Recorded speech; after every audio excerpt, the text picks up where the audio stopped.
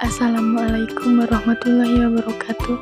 Di sini saya akan menjelaskan materi load balancing yang diajukan sebagai tugas dari pelajaran Administrasi Infrastruktur Jaringan atau yang disingkat sebagai AIJ.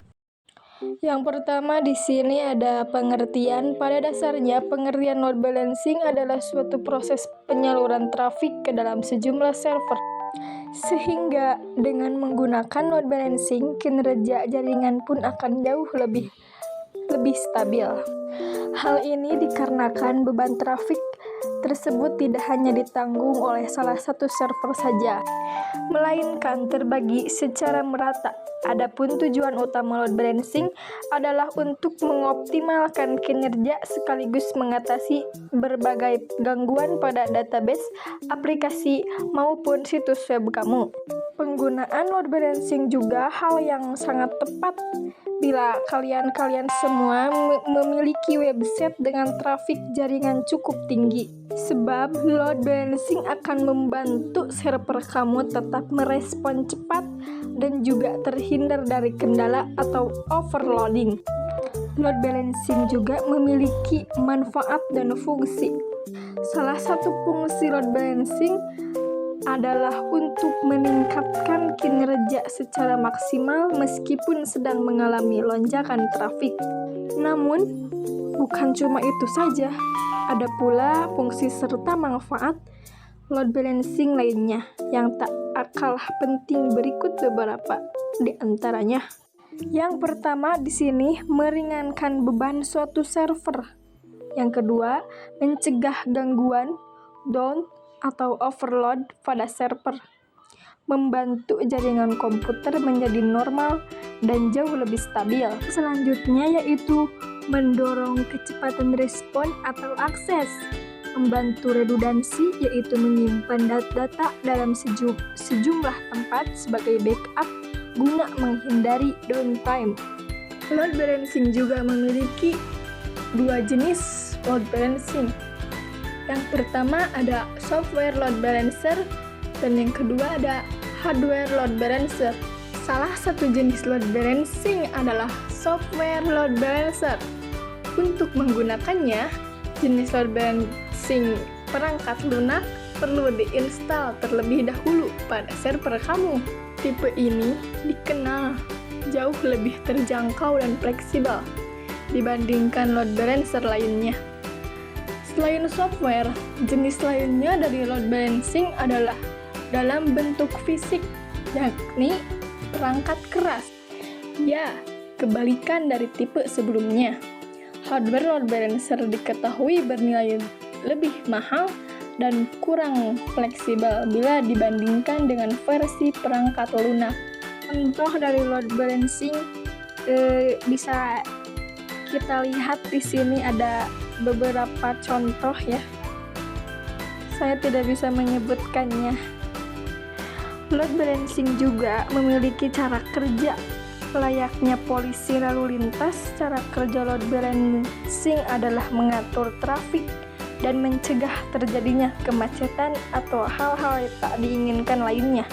Load balancing akan memastikan bahwa jaringan tetap berjalan lancar tanpa hambatan. Agar lebih jelas, berikut gambaran cara kerja load balancing. Pertama, para pengguna melakukan permintaan akses masuk ke suatu server. Kemudian, load balancer menerima trafik jaringan tersebut lalu menyalurkannya ke dalam sejumlah server secara merata. Bila salah satu server down, maka load balancer akan mengalihkan trafik tersebut ke server lainnya yang tersedia.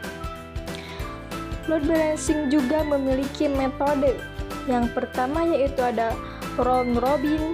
Round robin merupakan cara kerja load balancing paling sederhana dan banyak digunakan.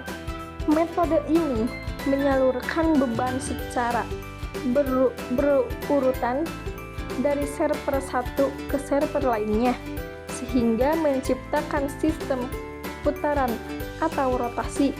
Yang kedua, di sini ada ratio. Metode ini memungkinkan pendistribusian beban server berdasar atas jumlah rasio yang ada pada server terkait. Sehingga semakin besar rasio milik suatu server, maka semakin banyak pula penyaluran beban terhadap server tersebut. Yang ketiga ada IP hash.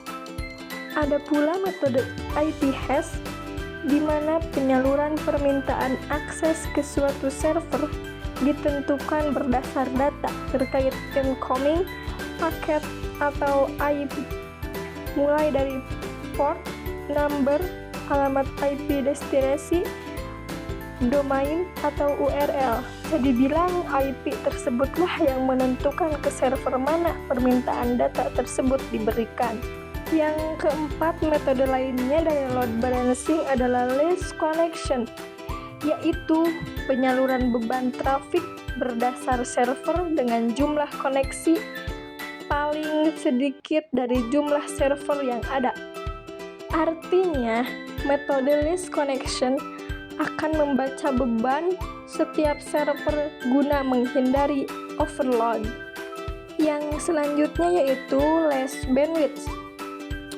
Metode less bandwidth yakni pendistribusian beban trafik berdasar server dengan jumlah jaringan paling kecil pada ukuran megabit per detik atau Mbps.